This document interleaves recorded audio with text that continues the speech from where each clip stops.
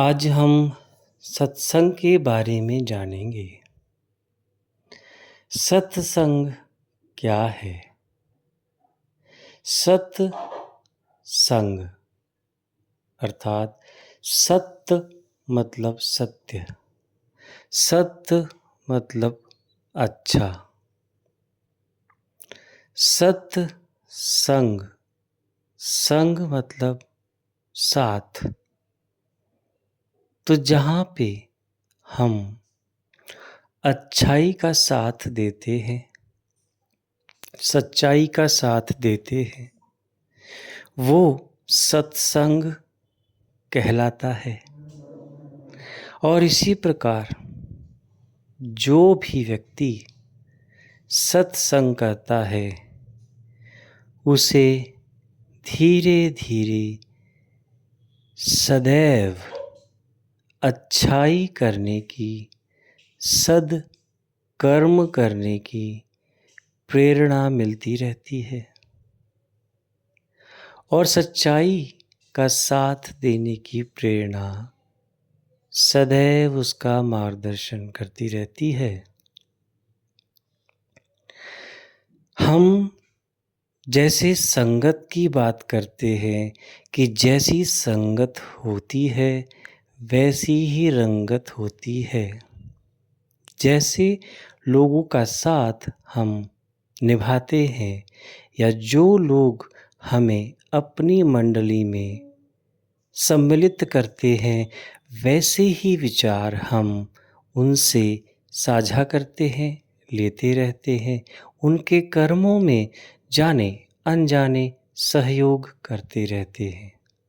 भले ही हम स्वयं ही उसमें सम्मिलित होना चाहते हैं, 100% इस बात की हामी हमारा मन नहीं भरता, परंतु यदि हम कुछ प्रतिशत भी उनका साथ देना चाहते हैं तो उनकी मंडली में, उनके व्यवहार में, उनकी प्रक्रियाओं में, उनके विचारों में सम्मिलित हो जाते हैं और जाने अनजाने में उनके कर्मों के भागी बनते हैं। और इसी तरह से जो व्यक्ति सच्चा है, अच्छा है, सदैव सदाचरण करता है, सद्भावना रखता है, सद्विचार रखता है, सदैव ही सत्य की खोज में और सत्य का साथ देने के लिए तत्पर होता है, वो व्यक्ति किसी और के बारे में गलत, अशुभ, बुरा न सोचता है, न करता है।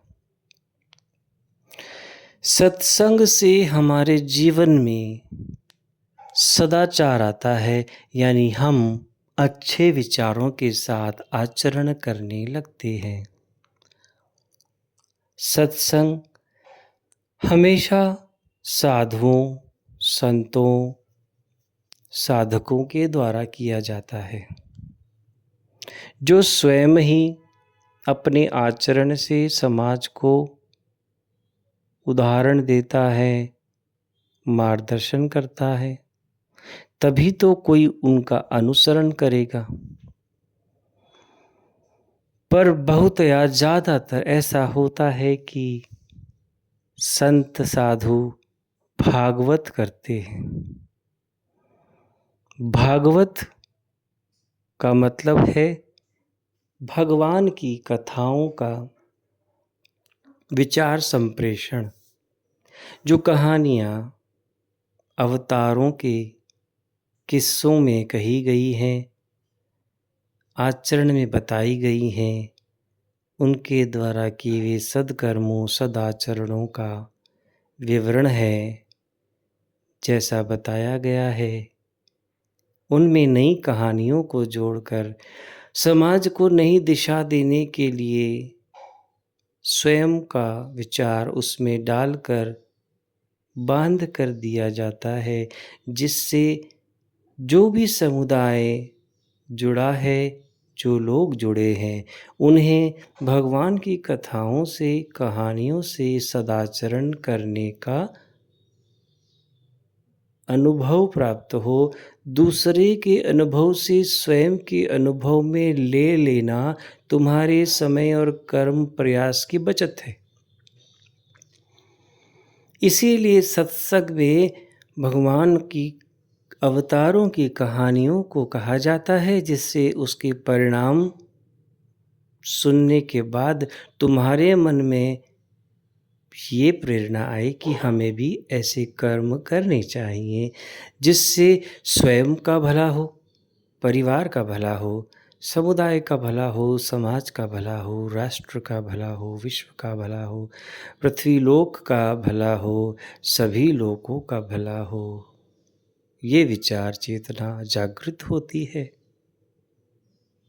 इसीलिए सत्संग के विचारों को जानने के लिए, सदाचरण को अपनाने के लिए कोई भी समय सीमा, लिंग भेद और जाति भेद, देश प्रांत भेद नहीं है और ना ही किसी उम्र का बंधन है, क्योंकि सद्विचारों का बीज किसी भी उम्र में बो दिया जाए वो आपके व्यक्तित्व को ही निखारता है।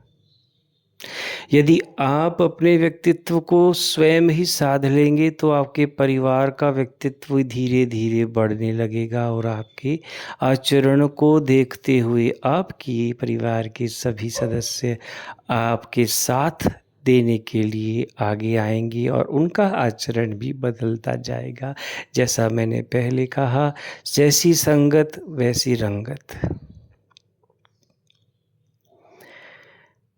खरबूजे को देख के खरबूजा रंग बदलता है, ऐसा हमने सुना है। वहाँ तात्पर्य यही है, तथ्य यही है, सत्य यही है कि जैसा विचार आचरण आप देखते हैं वैसा ही अनुभव आपको मिलता है। आप स्वयं प्रेरित होते हैं, आचरण करते हैं, अपना अनुभव बनाते हैं और उसे अपने व्यवहार में बदल लेते हैं।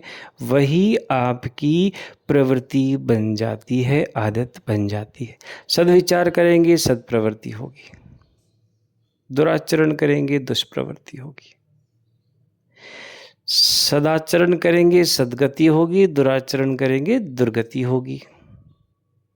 तो सबसे बड़ा लाभ क्या है? सबसे बड़ा लाभ जो है वो है सत्संग से सीखना, आचरण करना, सुमति होना।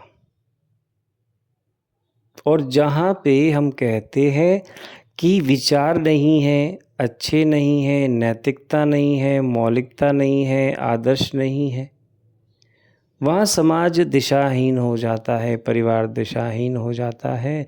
और जो भी स्थान रिक्त है, जैसे कहा जाता है खाली दिमाग शैतान का घर।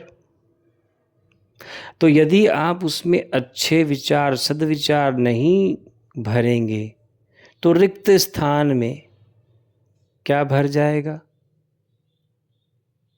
दुराचरण, बुरे विचार भर जाएंगे। तो यानी आपकी जो मति है, जो बुद्धि है, उसमें सुविचार आएंगे तो कैसी हो जाएगी? सुमति। बुरे विचार आएंगे, गलत विचार आएंगे, अशुभ विचार आएंगे तो कैसी हो जाएगी? कुमति। तो बुद्धि को किस तरफ लगाना है, किस तरफ मोड़ना है, किस तरफ प्रेरित करना है जिससे आपका आचरण अच्छा हो, सुधर जाए, परिवार का भला हो, समाज का भला हो, इसके लिए क्या प्रयास करना होगा? स्वयं को उस तरफ ले जाना होगा, उस ओर ले जाना होगा जहाँ सत्संग हो रहा है और उन चीज़ों को, उन विचारों को अपनाना होगा जो दिया जा रहा है। क्योंकि विचार है, श्रवण से विचार आते हैं। आपका विचार जो स्वयं का है और जो विचार दिया जा रहा है, दोनों का योग होगा, युति होगी और नया विचार आएगा। जो विचार आदर्श है, जो विचार अच्छा है, जो विचार आचरण के अनुसरण करने के लायक है, वो जीत जाएगा। वो आपके मन में विचार बीज कर लेगा और उससे आपको प्रेरणा मिलेगी। और जैसे ही आप कर्म करेंगे, अच्छे विचार का बीज आपको अच्छे कर्म को करने की प्रेरणा देगा। आप सत्कर्म करते जाएंगे, आपको लौटकर वापस सत्कर्म आपके ही काम आएंगे, आपको ही सहायता करेंगे, आपके परिवार की सहायता करेंगे, जिसको हम पुण्य कहते हैं। तो पुण्य ऐसा कुछ नहीं है कि ऐसा ही करेंगे तो पुण्य है। पुण्य का मतलब है कि हम जो भी कर्म करें सोच विचार कर करें और इस प्रेरणा से करें कि जो भी कर्म हम कर रहे हैं उससे किसी का भला ही होगा, नुकसान तो बिल्कुल नहीं होगा। तो ये विचार हमारे मन में अगर घर कर ले, हमारे अवचेतन में जड़ तक जा कर के रुक जाए, तो हमें स्व प्रेरणा अपने आप मिलती जाएगी, हमारे आचरण सुधर जाएंगे, हमारा व्यवहार बदल जाएगा, हमारी प्रवृत्ति बदल जाएगी और हम स्वयं से ही अपने आप को बदल लेंगे।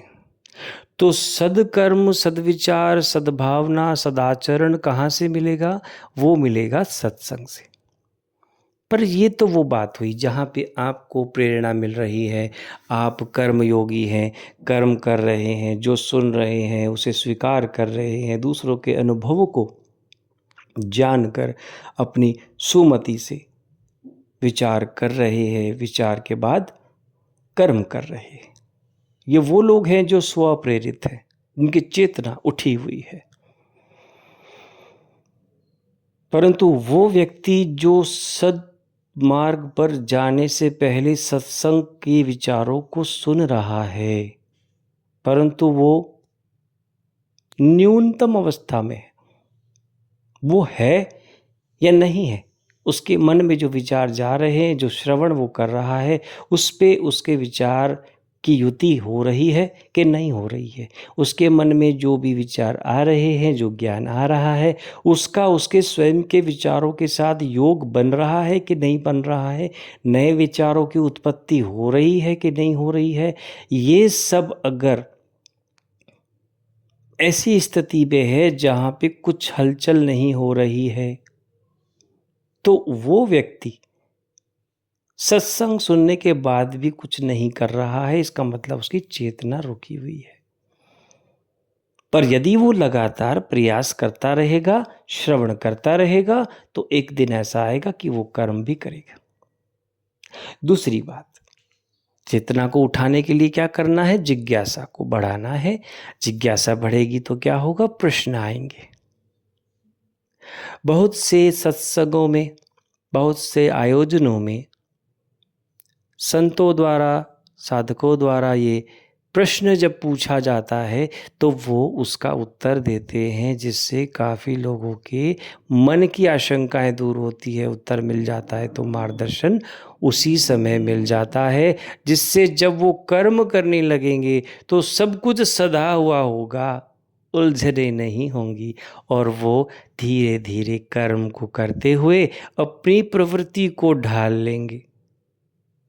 पर यदि ज्ञान मिल रहा है, भागवत से सद्विचार मिल रहे हैं और आपके मन में प्रश्न है, आप पूछ नहीं पा रहे हैं, आपको संशय है, आप फिर नहीं पूछ पा रहे हैं, या तो आप स्वयं को रोक रहे हैं या फिर भीड़ को देखकर, ज़्यादा लोगों को देखकर आप अपने आप को रोक लेते हैं और इसीलिए आप कहीं ना कहीं उन चीज़ों को दबा लेते हैं। तो आपके मन में यदि विचार नहीं होगा, नए विचारों का योग नहीं होगा, युति नहीं होगी, तो नए विचार उत्पन्न नहीं होंगे, उत्पन्न नहीं होंगे तो प्रश्न नहीं आएंगे, प्रश्न नहीं आएंगे तो जवाब नहीं आएगा, जवाब नहीं आएगा तो आप कर्म नहीं करेंगे जो सुविचार दिए जा रहे हैं उनके अनुसार। तो यहाँ आप सत्संग का लाभ नहीं उठा पा रहे। लाभ कब होगा? जब आप स्वयं प्रश्न करेंगे। यदि आपको समझ आ गया, अति उत्तम, कर्म पे लग जाइए, क्योंकि कर्म को करने का सबसे बड़ा नियम और समय है उसी वक्त, उसी समय। जब सोच लिया, समझ लिया, करना है तो कर दो। कोई भी पहर, कोई भी पल बुरा नहीं, आपको करना है कर दीजिए। इसीलिए जिन व्यक्तियों को, जिन लोगों को यदि श्रवण में भी सत्संग मिल रहा है तो अपने विचारों को जानकर प्रश्न करें, क्योंकि हर कोई व्यक्ति जो प्रश्न करना चाहता है जानकर भी नहीं कर पा रहा है तो वो स्वयं को पीछे छोड़ता जा रहा है और सत्संग का लाभ नहीं उठा पा रहा है। तो सत्संग को जो भी इस प्रेरणा से ग्रहण कर रहा है कि उसे लाभ उठाना है तो वो अपने जीवन को सुधार लेगा और एक उसको सुआधार देगा। सुधार का मतलब होता है सुआधार, सुंदर, सुशील आधार देना। जिसको आधार मिल जाता है वो स्वयं की यात्रा को पूरा करने के लिए, बढ़ने के लिए कर्म करता चलता है और धीरे धीरे उसे अपना रास्ता मिल जाता है, वो अपने लक्ष्य की तरफ चलता जाता है।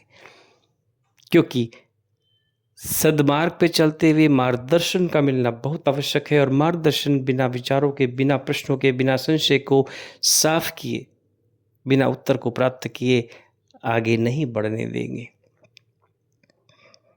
तो मार्ग का दर्शन करना है तो पहले प्रश्न प्रदर्शन करना है। प्रश्न का प्रदर्शन जब आप करेंगे कि मेरे मन में ये प्रश्न है, ये संशय है, इसका उत्तर क्या हो सकता है, प्रति उत्तर होगा, प्रति प्रश्न होगा, उत्तरोत्तर उत्तर आएंगे। जब तक आपका मन संतुष्ट ना हो, शांति ना मिले, आप कर्म की तरफ नहीं बढ़ पाएंगे और जब तक कर्म नहीं होगा तो उसका फल भी नहीं होगा। इसलिए सत्संग से सुमति है, सुमति से सहमति, और सहमति का मतलब बुद्धि आपके साथ चल रही है और बुद्धि सरस्वती माँ स्वरूपा है। और यदि माँ स्वरूपा सरस्वती आपके साथ है तो आपके कर्म सुधर जाएंगे, संभल जाएंगे, आप सद्मार्ग पे चल जाएंगे।